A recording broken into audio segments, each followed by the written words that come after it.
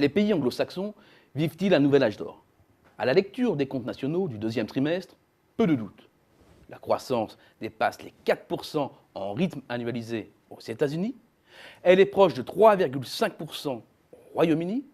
Autant dire qu'avec son zéro pointé, la zone euro est totalement distancée.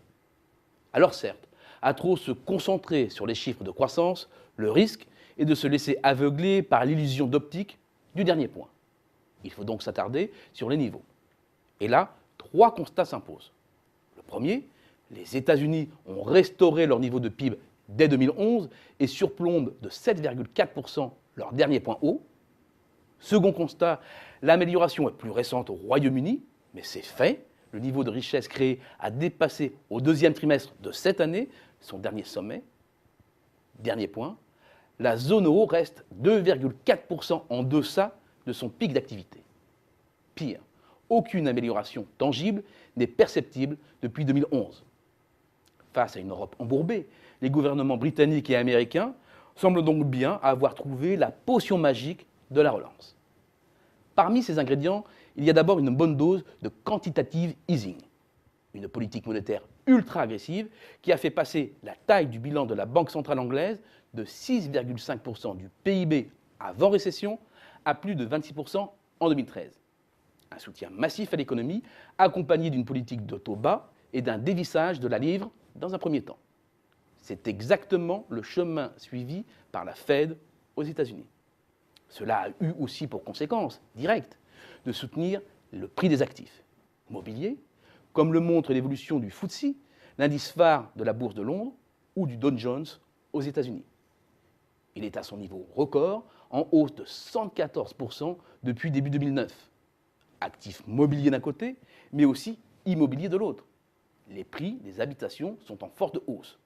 Au Royaume-Uni, où le mouvement est le plus fort, les sommets de 2007 ne sont plus très loin. Pour ces deux pays où les effets richesse sont parmi les plus puissants au monde, la hausse des prix des actifs vient supporter la demande domestique. Une bouffée d'oxygène en attendant que les retombées de la redynamisation du tissu productif produisent pleinement ses effets sur l'emploi et les salaires. Une réindustrialisation bien tangible aux États-Unis où la production industrielle est sur une pente croissante. Elle surpassait son pic de novembre 2007 de près de 4% en juillet dernier. La comparaison pour la zone euro n'est pas flatteuse, elle qui reste à 12,4% de son précédent record.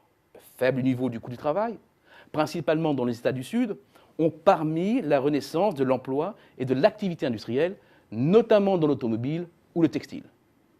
Quant aux choix radicaux en matière de l'énergie, c'est toute l'industrie qui profite du faible coût de l'énergie. Et si le succès est moins net au Royaume-Uni, il y a un indice qui ne trompe pas, la forte hausse du taux d'utilisation des capacités de production qui dépasse 84%. C'est le signe d'un appareil productif de plus en plus sollicité. C'est loin d'être le cas dans la zone euro où il bloque à moins de 80%. Dernier élément, les pays anglo-saxons ne se sont pas auto-infligés des cures d'austérité aussi drastiques que dans la zone euro. C'est finalement en conjuguant stratégie de l'offre, de la demande et politique budgétaire dosée que les pays anglo-saxons sont parvenus à enclencher un nouveau cycle de croissance. Moins le fruit d'un miracle, au final, que d'un très grand pragmatisme.